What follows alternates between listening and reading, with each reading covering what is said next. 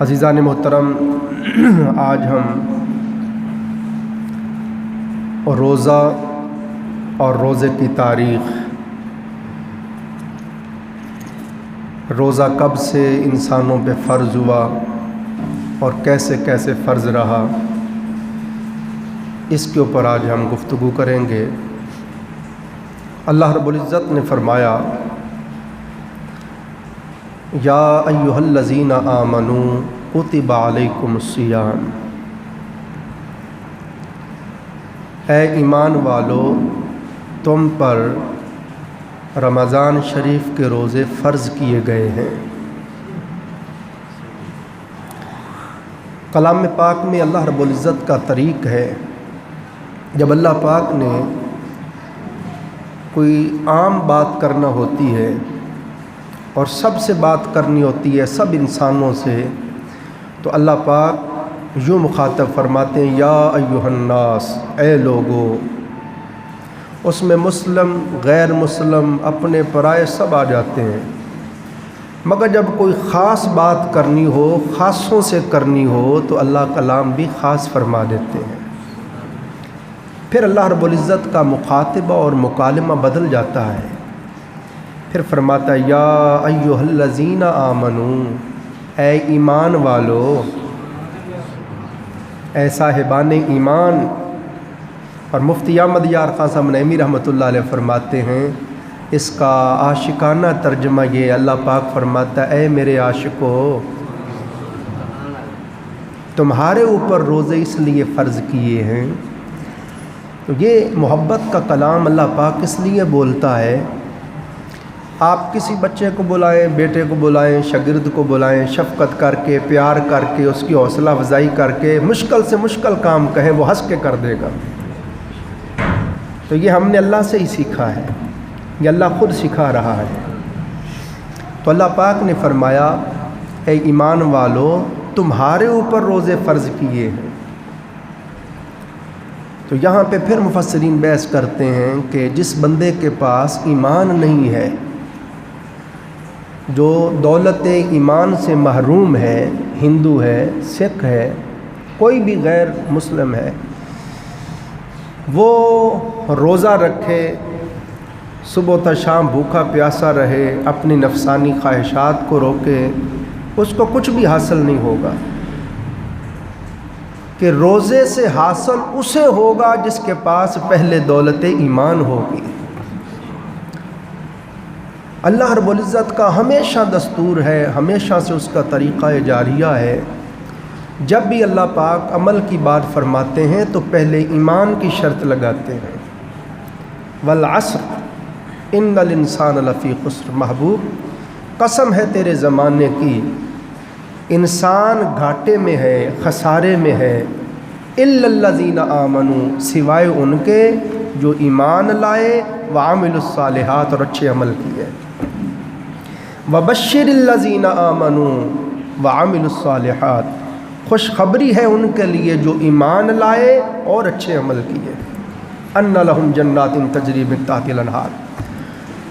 تو اگر کوئی چاہے کہ میرا عمل مقبول ہو، میں خیرات کر رہا ہوں، روزہ رکھ رہا ہوں، عبادت کر رہا ہوں، تو پہلے ضروری شرط یہ ہے کہ اس کے پاس دولت ایمان ہونا چاہیے۔ اگر ایمان نہیں ہے، اللہ کی ذات اقدس کے ساتھ اس کا عقیدہ درست نہیں ہے، اس کے حبیب کریم صلی اللہ علیہ وآلہ وسلم کی ذات اطہر کے ساتھ عقیدہ درست نہیں ہے، یا فرشتوں کے بارے میں، تقدیر کے بارے میں، جنت دوزخ کے بارے میں، مرنے کے بعد دوبارہ جی اٹھنے کے بارے میں، ان چیزوں کے بارے میں اگر اس کا عقیدہ درست نہیں ہے تو ایمان ہی نہیں ہے۔ تو ایمان نہیں ہے تو عبادت کا فائدہ نہیں ہے۔ تو پہلی چیز ہم سمجھے کہ روزے کن پر فرض ہیں؟ جو صاحبان ایمان ہیں۔ اس کے بعد آگے اللہ رب العزت نے فرمایا، کما کتب علی الذین من قبلکم، اے صاحبان ایمان یہ نہ سمجھنا کہ یہ روزے بس تم پہ ہی فرض کیے گئے ہیں۔ توجہ کریں، تم سے پہلے جتنی امم ہوئیں جتنے انبیاء علیہ السلام تشریف لائے اور ان کی امتیں ہوئیں، سارے نبیوں پر اور سارے نبیوں کی امتوں پہ روزے فرض رہے ہیں۔ تو یہ اللہ رب العزت نے اس لیے بات فرمائی کہ صبح تا شام بھوکا پیاسا رہنا مشکل عمل تھا۔ مفسرین بیان کرتے ہیں کہ عبادت دو طرح کی ہے، ایک مالی عبادت ہے اور ایک جسمانی عبادت ہے۔ مالی عبادت میں زکوٰۃ کو بہت اہمیت حاصل ہے، مگر جب جسمانی عبادت کی بات کرتے ہیں تو جسمانی عبادات میں نماز اور روزے کو بہت اہمیت حاصل ہے۔ تو اللہ رب العزت نے یہ اس لیے فرمایا کہ تم سے پہلے لوگوں پر بھی روزے فرض رہے ہیں کہ مشکل کام تھا صبح تا شام بھوکا رہنا، پیاسا رہنا، اپنی خواہشات کو روکنا مشکل کام تھا۔ تو اللہ رب العزت نے تسلی و تشفی دی کہ یوں نہ سمجھنا کہ یہ تم پہ ہی فرض کیے ہیں، پہلے جتنی امم ہوئیں ان پر بھی یہ روزے فرض رہے۔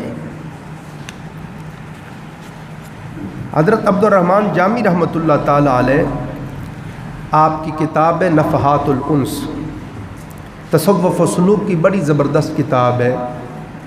خاندان نقشبندیہ کے تابعین سے لے کے آپ کے زمانے تک تمام اولیاء و صالحین کا اس کے اندر تذکرہ ہے۔ اس کے مقدمے میں ابتدائیہ میں لکھتے ہیں حضرت عبد الرحمن جامی رحمۃ اللہ علیہ، فرماتے ہیں کہ ہم اولیاء کے صالحین کے احوال اس لیے بیان کرتے ہیں، توجہ کریں، اولیاء کے صالحین کے احوال کو ان کتابوں میں اس لیے بیان کرتے ہیں، ان کی عبادات کا، ان کے اذکار کا، ان کے زہد کا، ان کے ورا کا، ان کے تقوی کا، ان کی شبزداریوں کا، ان کی مخالفت نفس کا ذکر اس لیے کرتے ہیں کہ پڑھ کر تمہارے دل کے اندر قوت ارادی پیدا ہو۔ کہ جب حضور غوث پاک سرکار اور حضرت امام اعظم ابو حنیفہ سرکار 40 سال مسلسل عشاء کے وضو سے فجر کی نماز پڑھتے رہے، تو ہم تہجد کے وقت 2-4 نفل ہی نہیں پڑھ سکتے؟ یہ بھی نہ صحیح تو نفس بندے کا، ضمیر بندے کو ملامت کرے کہ ہمارے اسلاف تو 40 سال عشاء کے وضو سے فجر کی نماز پڑھتے رہے اور ہم سونے سے پہلے عشاء اور صبح فجر ہی نہیں پڑھ سکتے؟ اور ہمارے بزرگ تو 12 مہینے روزے رکھتے تھے اور ہم صرف رمضان کے روزے ہی نہیں رکھ سکتے۔ تو فرمایا قصص الاولین مواعظ الاخرین، پہلوں کے قصے بعد والوں کے لیے نصیحت ہیں، اس لیے بیان کرتے ہیں تاکہ تمہارے اندر قوت ارادی پیدا ہو۔ آپ دیکھیں ایک آدمی جوان ہے، تندرست ہے، توانا ہے، وہ روزہ نہیں رکھتا، اس کے بالمقابل ایک آدمی ضعیف ہے، ناتواں ہے، کمزور ہے، بوڑھا ہو گیا ہے اور علالت تبا بھی ہے، بیمار بھی ہے، پھر بھی روزہ نہیں چھوڑ رہا، تو جوان کا ضمیر ملامت تو کرے گا نا کہ یہ بوڑھا ہو کے، ضعیف ہو کے، ناتواں، کمزور ہو کے، بیمار ہو کے روزہ نہیں چھوڑتا، بے شرم تو جوان اور تندرست ہو کے نہیں رکھتا۔ بات سمجھ رہے ہیں نا؟ تو بندے کے اندر قوت ارادی پیدا ہوتی ہے۔ اسی طرح عزیزان محترم، اللہ رب العزت کی رضا، اللہ تعالیٰ کی خوشنودی کی خاطر اپنے نفس کی چاہتوں کو، خواہشوں کو ترک کر دینا، اس کا نام روزہ ہے، اللہ کی رضا کے لیے۔ اب دیکھنا، پانی پینا، مشروبات پینا، دودھ پینا، یہ سب چیزیں حلال ہیں، کھانا کھانا سب حلال ہیں، مگر جس رب نے ہمیں پیدا کیا، جس نے یہ ساری نعمتیں ہمارے لیے بنائی ہیں، جس نے ہمارے اوپر حلال کی ہیں، جس نے ہمیں عطا کی ہیں، جس کی عطا سے ہم ان نعمتوں کو کھاتے ہیں، مستفید ہوتے ہیں، اسی خالق نے فرمایا ہے میرے بندے، میری رضا کے لیے 1 مہینہ سحری تا افطاری تو نے کچھ کھانا پینا نہیں ہے۔ تو رضائے مولا کے لیے خالصاً لوجہ اللہ اپنی خواہشوں کو اللہ کے لیے چھوڑ دینا، اس کا نام روزہ ہے۔ اور عزیزان محترم پھر مفسرین بیان کرتے ہیں یہ روزہ رکھنا اتنی قدیم عبادت ہے، قدیم ترین عبادت ہے کہ آپ اندازہ کریں اس کی ابتدا تاریخ انسانی کے فرد اول حضرت آدم علیہ السلام سے شروع ہو گئی تھی، اور اس کی تکمیل اور انتہا امام الانبیاء حضرت محمد مصطفیٰ صلی اللہ علیہ وآلہ وسلم خاتم الانبیاء حبیب کبریا حضرت محمد مصطفیٰ صلی اللہ علیہ وسلم کی ذات اقدس پہ جا کے ہوتی ہے۔ حضرت آدم علیہ السلام سے لے کر آخری کتاب قرآن حکیم تک، پہلے جتنے بھی صحائف آئے، جتنے بھی کتب سماوی آئیں، ساری کتابوں کے اندر روزے کو خاص امتیازی حاصل تھی، خاص امتیازی حیثیت حاصل تھی، عبادتوں میں سے خصوصی اہمیت حاصل تھی۔ اب آپ پڑھ کر دیکھیں، مفسرین بیان کرتے ہیں جناب حضرت آدم علیہ السلام سرکار جب زمین پر تشریف لائے تو یہاں اندھیرا ہی اندھیرا تھا، کہاں وہ عالم انوار، کہاں وہ عالم قدس، کہاں وہ مالا اعلیٰ، کہاں وہ قربت اللہ، کہاں وہ جنت کی بہاریں اور نوریوں کا جہان، اور کہاں یہ مادی دنیا میں، تاریک دنیا میں آپ کو اتار دیا گیا۔ اور پھر اوپر سے جب آپ زمین پہ تشریف لائے تو رات کا وقت اندھیرا تھا، آپ کا دل بہت تنگ ہوا، پھر مولا کا ہجر اور فراق گلے پڑ گیا تو آپ بہت مغموم ہوئے، بہت روئے، بہت روئے۔ اللہ رب العزت نے لطف و کرم فرمایا، پھر سویرا ہوا، صبح ہوئی، دن چڑھا، روشنی ہوئی، تو آپ نے شکرانے میں 2 نفل پڑھے کہ یا اللہ تیرا شکر ہے، دن ہوا، روشنی، اجالا دیکھا۔ آپ کی وہ ادا اللہ کو اتنی پسند آئی، وہ امت مصطفیٰ پر نماز فجر بنا دی۔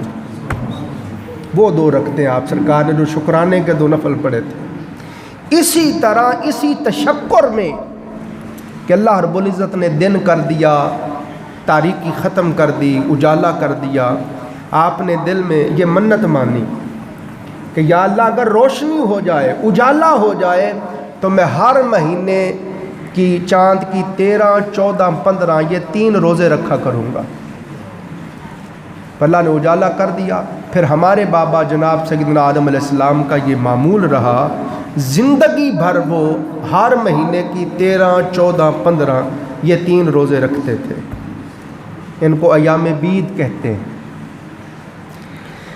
اسی طرح جناب سیدنا نوح علیہ السلام کی سیرت کو جب ہم پڑھتے ہیں تو اس میں ملتا ہے کہ نوح علیہ السلام اور آپ کی امت پر بھی یہی 3 روزے ہی فرض رہے، ہر مہینے کی 13، 14، 15۔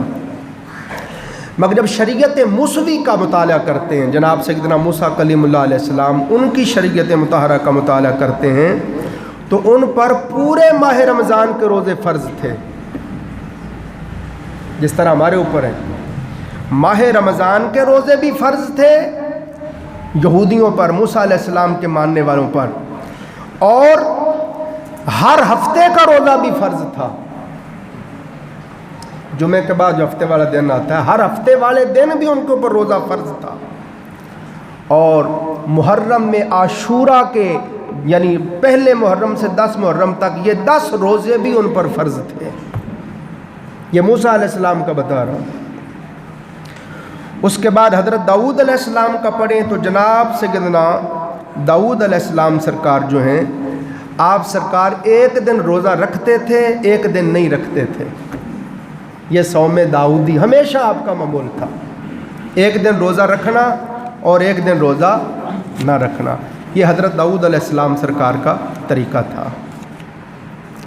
تو عزیزان محترم، اللہ رب العزت نے یہ دین ہے نا، یہ دین یسر ہے۔ الدین یسر، حضور نے فرمایا دین آسان ہے۔ حضور علیہ السلام کے ایک صحابی ہوئے حضرت عبداللہ بن عمر بن عاص، عبداللہ بن عمر بن عاص رضی اللہ تعالیٰ۔ یہ ہر روز ہر رات پورا قرآن پاک پڑھتے تھے، ہر روز روزہ رکھتے تھے۔ تو آقا علیہ السلام کو پتہ چلا تو سرکار نے ان کو فرمایا کہ تو ایسا نہ کیا کر. آج کہ یا رسول اللہ مجھ میں بہت طاقت ہے.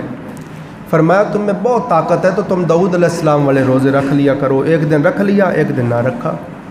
نہیں یا رسول اللہ مجھ میں بہت طاقت ہے. آقا علیہ السلام نے فرمایا پھر تم ایام بید 13، 14، 15 یہ والے روزے رکھ لیا کرو ہر مہینے میں. نہیں یا رسول اللہ اور طاقت ہے. فرمایا پھر میرے والا روزہ رکھ لیا کرو پیر اور جمعرات کو. یا رسول اللہ مجھ میں زیادہ طاقت ہے. فرمایا تو اللہ کے رسول سے بھی آگے بڑھنا چاہتا ہے.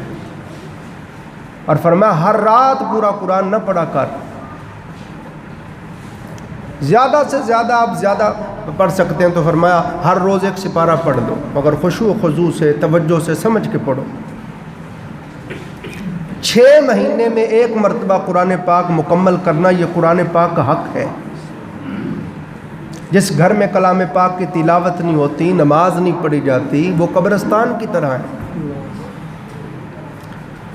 تو سرکار نے ان کو فرمایا کہ اور زیادہ تمہارے اندر طاقت ہے تو چلو ہفتے میں قرآن پاک مکمل کر لیا کرو، 7 منزلیں روزانہ 1 منزل پڑھ لیں، مگر ایسا نہ کرو. سرکار نے فرمایا کہ تم پر تمہاری بیوی کا بھی حق ہے، تم پر تمہارے نفس کا بھی حق ہے. جب یہ تھک جائے تو اس کو آرام کرواؤ، کمزور ہو جائے اس کو کھانا کھلاؤ. تیرے نفس کا بھی حق ہے، تیرے بچوں کا بھی حق ہے، تیرے مہمان کا بھی حق ہے. روزہ رکھا بھی کر، نہ بھی رکھا کر. مجھے دیکھ میں پھر سرکار نے میں روزے رکھتا بھی ہوں، نہیں بھی رکھتا ہوں، رات آرام بھی کرتا ہوں، پھر اٹھ کے عبادت بھی کرتا ہوں.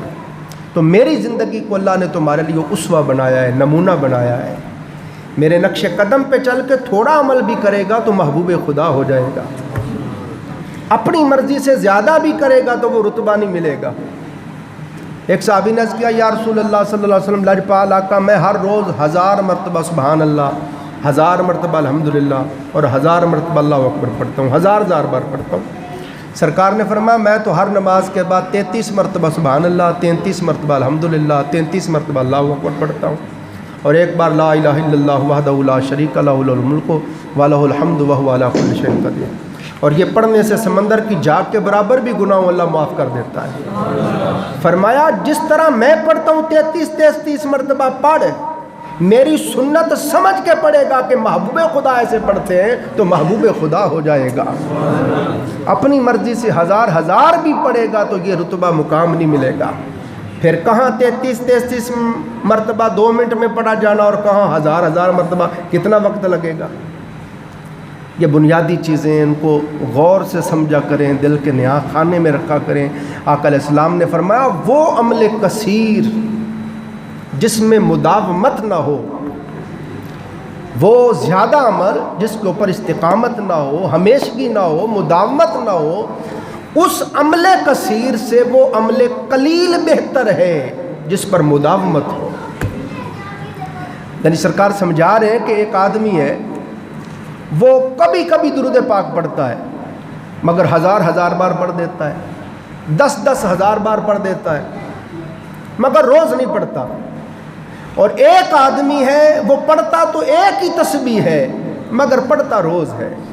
آندھی آئے، طوفان آئے، بارش آئے، سفر ہو، حضر ہو، کوئی مرے جیے، جو مرضی حال ہو چھوڑتا نہیں. آقا علیہ السلام نے فرمایا وہ جو روز تسبیح پڑھ رہا ہے، بھلے ایک تسبیح پڑھ رہا ہے، وہ جو کبھی کبھی 1000 10,000 پڑھتا اس سے بہتر ہے. اور حجت الاسلام امام غزالی رحمۃ اللہ علیہ سرکار نے کمال سمجھائی بات. آپ نے فرمایا اس بات کو اس طرح سمجھو. سرکار فرماتے ہیں کہ دیکھو جب مسلح دھار بارش ہوتی ہے، شدید مسلح دھار بارش، فرماتے جس طرح تیز بارش ہوتی ہے نا مسلح دھار، اسی تیزی کے ساتھ زمین کے اوپر سے بہہ کے گزر جاتی ہے. نیچے زمین سیراب نہیں ہوتی، جتنا تیز پانی آتا اتنا تیزی سے بہہ جاتا ہے. مگر فرماتے ہیں جو بارش آہستہ آہستہ بوندا باندی ہوتی رہے فرماتے ہیں وہ نیچے تک زمین کو سیراب کر دیتی ہے. فرمایا لوگوں ایسے ہی ہے جو کبھی کبھی ذکر کرتے ہیں اور بھرمار کر دیتے ہیں، دل پہ کوئی اثر نہیں ہوتا، مگر جو تھوڑا بھلے کرتے ہیں مگر لگے رہتے ہیں ان کے دل اندر تک سیراب ہو جاتے ہیں، اللہ کی محبت سے سرشار ہو جاتے ہیں. تو اس لیے فرمایا کہ وہ عملے قلیل جس پر مداومت ہو اس عمل کثیر سے بہتر ہے جس پر مداومت نہ ہو۔ تو سرکار نے اپنے ان صحابی سے فرمایا کہ آج تیرے جسم میں طاقت ہے، کل تو بوڑھا ہو جائے گا، بیماری آ جائے گی، تو پھر یہ معمول تو جاری نہیں رکھ سکے گا، وہ عمل کر جس کو تو ہمیشہ جاری رکھ سکے۔ تو یہ آقا علیہ السلام کی تعلیمات ہیں۔ پھر عزیزان محترم، جب ہم حضرت عیسیٰ علیہ السلام کی سیرت مطہرہ کو پڑھتے ہیں اور ان کی شریعت مطہرہ کو پڑھتے ہیں تو جناب حضرت عیسیٰ علیہ السلام اور آپ کے پیروکار جو ہیں ان پر بھی ماہ رمضان کے روزے فرض تھے، جس طرح ہمارے اوپر روزے رمضان شریف کے فرض ہیں، ان پر بھی رمضان شریف کے ہی روزے فرض تھے، مگر عیسائیوں نے اس کے اندر تحریف کر دی۔ آپ کو پتہ ہے روزے قمری مہینوں کے حساب سے آتے ہیں، چاند کے حساب سے آتے ہیں نا، چاند کے مہینوں کے حساب سے۔ رمضان شریف یہ چاند کا مہینہ ہے، تو آپ کو پتہ ہے قمری مہینوں کے حساب سے رمضان شریف کبھی سردیوں میں آتا ہے، کبھی گرمیوں میں آتا ہے۔ تو گرمی میں روزہ رکھنا 15-16 گھنٹے کا روزہ، اور پھر گرمی تو بھوک پیاس برداشت کرنا بہت مشکل ہے۔ تو عیسائیوں نے اپنی مرضی سے اس میں تحریف کر دی، انہوں نے قمری مہینے چھوڑ کے، چاند کے مہینے چھوڑ کے شمسی مہینوں میں لے آئے۔ انہوں نے کہا ہم رمضان میں نہیں رکھیں گے، مگر ہم دسمبر جنوری میں رکھ لیا کریں گے، جب شدید سردی ہوتی ہے تو 30 کے بجائے ہم 50 رکھ لیا کریں گے تاکہ وہ کمی پوری ہو جائے۔ تو یہ عیسائیوں نے اس کے اندر ترمیم کر دی، مگر امت مصطفیٰ، غلامان مصطفیٰ کا یہ خاصہ ہے، 1450 سال بیت گئے، جیسے مولا نے آرڈر کیا تھا تب سے ویسے ہی رکھ رہے ہیں، اور آج تک رکھ رہے ہیں اور قیامت تک رکھتے رہیں۔ کوئی تحریف نہیں کی، کوئی ترمیم نہیں کی، جیسے اللہ نے فرض کیے تھے اور جیسے سرکار نے رکھ کے دکھائے تھے ویسے آج تک امت مصطفیٰ جو ہے روزے رکھ رہی ہے۔ اسی طرح عزیزان محترم، پھر روزہ جو ہے، روزے کی تاریخ بتا رہا ہوں، روزہ جو ہے یہ 15ویں سال یعنی 10 شوال 2 ہجری میں فرض ہوا۔ 40 سال کی عمر مبارک میں آقا علیہ السلام نے اعلان نبوت فرمایا، 13 سال سرکار پھر مزید مکہ پاک میں رہے، 53 سال زندگی آقا علیہ السلام کی مکہ پاک میں بیتی۔ مکہ شریف سے ہجرت کیے ہوئے سرکار کو دوسرا مہینہ تھا، مدینہ پاک میں آئے ہوئے دوسرا سال تھا، تو سن 2 ہجری میں دوسرے سال، مدنی زندگی کے دوسرے سال شوال کے مہینے میں اللہ نے روزے فرض کیے، اس سے پہلے روزے نہیں تھے۔ پھر اس کے اندر بھی بہت تغیر تبدل ہوئے۔ پہلے روزہ صرف عاشورہ کا فرض ہوا، صرف اور صرف امت مصطفیٰ غلامان مصطفیٰ پر صرف اور صرف 10 محرم الحرام کا روزہ فرض ہوا، بس اور کوئی روزہ نہیں تھا۔ پھر اس کے بعد یہ حکم منسوخ ہوا، پھر آرڈر ہوا صوم آدم علیہ السلام، آدم علیہ السلام والے جو روزے ہیں ہر چاند کے 13، 14، 15 یہ روزے رکھا کرو۔ پھر حضور کی امت یہ 13، 14، 15 ہر مہینے کے یہ 3 روزے رکھتے رہے۔ پھر یہ حکم بھی منسوخ ہو گیا، پھر اللہ رب العزت نے رمضان شریف پورا ماہ رمضان کے روزے فرض کر دیے، مگر پھر بھی اس میں یہ تھا کہ اختیار تھا، چاہیں تو آپ روزے رکھیں، چاہیں تو کسی کو فدیہ دے دیں۔ اب غریب لوگ تو روزے رکھتے اور امیر فدیہ دے دیتے، روزہ نہیں رکھتے تھے۔ پھر اس کے اندر اللہ نے حکم بدلا، اس حکم کو منسوخ کیا، نیا آرڈر جاری فرمایا کہ نہیں، سارے روزے رکھو، صرف جو بندہ دائمی بیمار ہے، روزہ نہیں رکھ سکتا ہے، یا بہت ضعیف ناتواں کمزور ہو گیا، روزہ رکھنا اس کے بس میں نہیں ہے، وہ فدیہ دے دیا کرے، باقی ہر توانا تندرست آدمی غریب و امیر اس پر روزہ فرض ہے۔ پھر اس سے آگے پھر مفسرین بیان کرتے ہیں، فرماتے ہیں کہ پھر یہ روزہ جو تھا کیسے تھا، جب شام کو روزہ افطار کیا، غروب آفتاب کے ٹائم روزہ کھولتے ہیں نا، روزہ افطار کیا غروب آفتاب کے ساتھ، تو غروب آفتاب سے لے کر سونے تک، سونے سے پہلے تک جتنا وقت ہے اس میں جو چاہیں کھائیں پئیں، جب آپ سو گئے روزہ شروع ہو گیا۔ اب ساری رات نہ کھا سکتے ہیں، نہ پی سکتے ہیں، نہ جمع کر سکتے ہیں، پھر آگے سارا دن بھی، پھر جا کے غروب آفتاب کے ٹائم جا کے روزہ کھلتا تھا، اتنا لمبا روزہ تھا۔ پھر حضور علیہ السلام کے ایک صحابی ہیں حضرت سرما، وہ رات اپنی بھوک کے اوپر ضبط نہ رکھ سکے اور کھا لیا کھانا، پھر روتے ہوئے حضور کے پاس آئے، یا رسول اللہ غلطی ہو گئی، تو اللہ پاک نے پھر یہ حکم بدل دیا، فرمایا غروب آفتاب سے روزہ کھولو گے اور صبح صادق تک کھلا روزہ، جو چاہو ساری رات کھاؤ پیو، بس دن کا روزہ ہے، رات کا کوئی روزہ نہیں۔ مگر پھر اس میں ایک شرط تھی کہ پورے ماہ رمضان میں آپ جمع نہیں کر سکتے، ازدواجی حق نہیں ادا کر سکتے۔ پھر حضرت عمر فاروق سرکار سے غلطی ہو گئی، پھر وہ روتے ہوئے آ گئے، یا رسول اللہ میں ہلاک ہو گیا، مجھ سے غلطی ہو گئی، میں ضبط نہیں کر سکا۔ تو حضور بھی پریشان ہو گئے کہ فاروق اعظم جیسا جلیل القدر صحابی ضبط نہیں کر سکا، یہاں کئی ہوں گے جن سے غلطی ہوتی ہوگی، بتاتے نہیں ہوں گے۔ تو اللہ پاک نے پھر یہ حکم بھی منسوخ فرما دیا، فرمایا دن کا روزہ ہے، رات کو جو مرضی کرو۔ تو یہ ساری میں نے کوشش کی آپ کو روزے کی تاریخ بیان کروں کہ کس طرح روزوں کے اندر تغیر اور تبدل ہوتا رہا۔ اسی طرح عزیزان محترم، پھر آپ جب نماز کو پڑھتے ہیں، بسم اللہ، نماز کو پڑھتے ہیں تو نماز کے اندر بھی بڑی ترامیم ہوئی ہیں، نماز کے اندر بھی بہت ترمیمیں ہوئی ہیں۔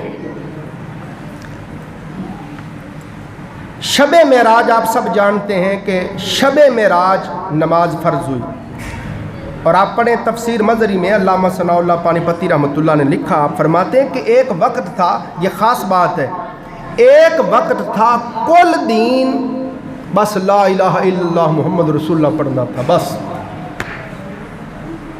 اشہد ان لا الہ الا اللہ و اشہد ان محمد عبدہ و رسولہ، بس کل دین یہ تھا۔ ایک وقت بیتا ہے، نہ نماز، نہ روزہ، نہ حج، نہ زکوٰۃ، نہ جہاد، کوئی عبادت نہیں تھی۔ کل مومن ہونا کیا تھا؟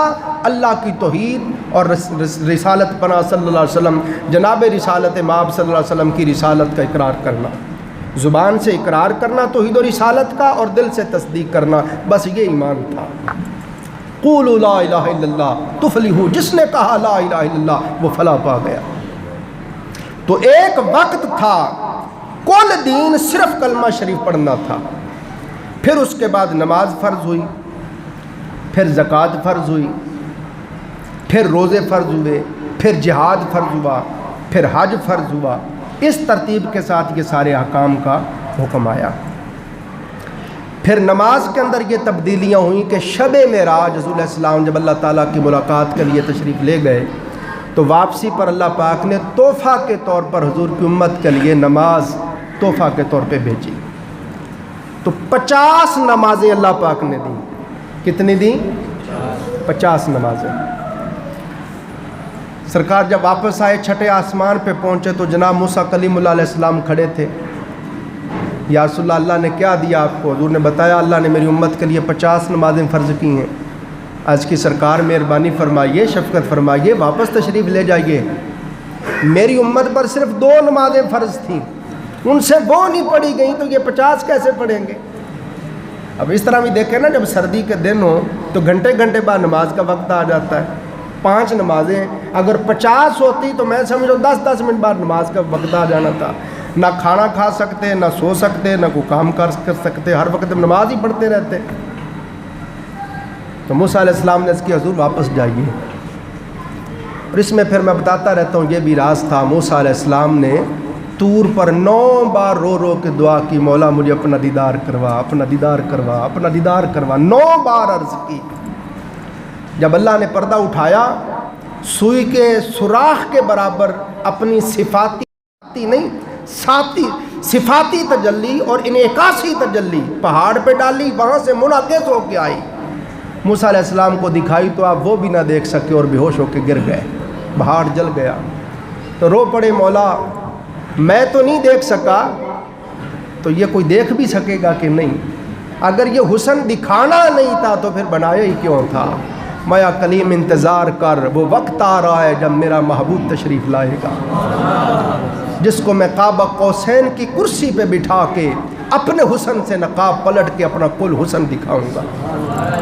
عرض کی مولا مجھے بھی اس میں سے کوئی حصہ مل سکتا ہے؟ فرمایا ہاں کلیم، ایسا کریں گے تمہیں چھٹے آسمان پہ کھڑا کر دیں گے۔ یہ حضرت بابا فرید الدین گن شکر اسرار الاولیاء میں لکھتے ہیں۔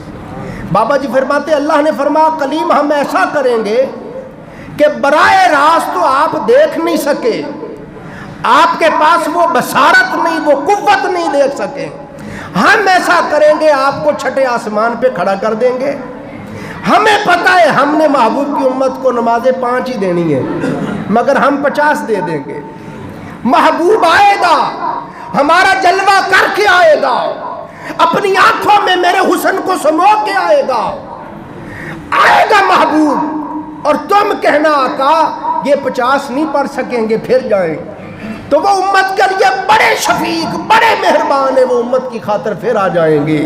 اے کلیم ایسے تو میرا جلوہ کر نہیں سکا، میرا یار بار بار امت کی خاطر آئے گا، میرا جلوہ کرے گا اور مجھے دیکھ دیکھ کے آئے گا، اپنی آنکھوں میں میرا حسن سما کے آئے گا۔ وہ جب تیرے پاس آئے تو اس کی آنکھوں میں میرا جلوہ کر لینا، امت کی خاطر جب میرے پاس آئے گا میں یار کا جلوہ کر لوں گا۔ بس اس طرح تیرا بھی کام ہوتا رہے گا، میرا بھی کام ہوتا رہے گا۔ تیرے پاس آئے گا تو دیکھ لینا میرے محبوب کو، میرے پاس آئے گا میں دیکھ لوں گا محبوب کو۔ پھر 9 بار دعا کی تو 9 بار حضرت موسیٰ علیہ السلام کو حضور کی صورت میں دیدار کروایا گیا۔ پھر 5 رہ گئیں تو موسیٰ علیہ السلام نے عرض کیا حضور نہیں ایک بار اور جائیں، یہ بھی زیادہ ہیں، یہ بھی نہیں پڑھی جائیں گی۔ تو آقا علیہ السلام نے فرمایا کلیم اللہ مجھے شرم آتی ہے، اتنی بار گیا ہوں اب مجھے شرم آتی ہے۔ تو اللہ پاک نے پھر فرمایا محبوب ہمارا لکھا ہوا بدلتا نہیں، لا تبدیل لکلمات اللہ، ہمارے کلمات تبدیل نہیں ہوتے۔ محبوب ہم نے 50 نمازیں فرض کی تھیں، تو نے لاڈ سے پیار سے 50 سے 5 کروا لیں، اب تیرے غلام پڑھیں گے تو 5 ہی، مگر ہم ثواب 50 کا ہی دیا کریں گے۔ پھر پہلے نماز فجر ظہر عصر مغرب عشاء سب نمازیں 2 رکعتیں ہی تھیں۔ کتنی رکعتیں تھیں؟ 2 ہی تھیں۔ اب قصر کی صورت میں 2 رہ گئیں، آپ مسافر ہیں تو ظہر کی نماز پڑھنی ہے تو 4 کی 2 پڑھیں گے، عصر کی پڑھنی ہے 4 کی 2 پڑھیں گے، مغرب کے 3 ہی پڑھیں گے، عشاء کے 4 فرض 2 پڑھیں گے۔ تو قصر کی صورت میں 2 ہی رہ گئیں، مگر اقامت کی صورت میں جب اپنے ملک میں شہر میں گھر میں ہیں تو پھر بدل گئی، کوئی 4 ہو گئیں کوئی 3 ہو گئی۔ تو یہ نماز کی تاریخ تھی۔ تو یہ میں نے آج کوشش کی کہ آپ کو نماز اور روزہ کی تاریخ بیان کروں۔ اللہ تعالی ہم سب کو سمجھنے اور عمل کرنے کی توفیق عطا فرمائے۔